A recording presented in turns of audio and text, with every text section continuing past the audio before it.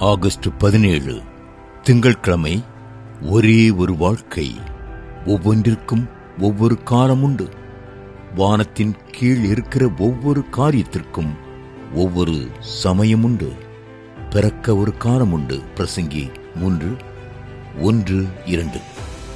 இந்த பூமியிலே ஒரே ஒரு வாழ்க்கை மனுஷனுக்கு கிருபையாய் கொடுக்கப்பட்டிருக்கிறது. மனிதனுக்கு கொடுக்கப்பட்டிருக்கிற வாழ்நாள் மிக குறுகியது. கிருபையின் தருணங்களும் குறுகியதே. அனித்தியமான இந்த உலகத்திலே நாம் வேகமாய் கடந்து செல்கிறோம்.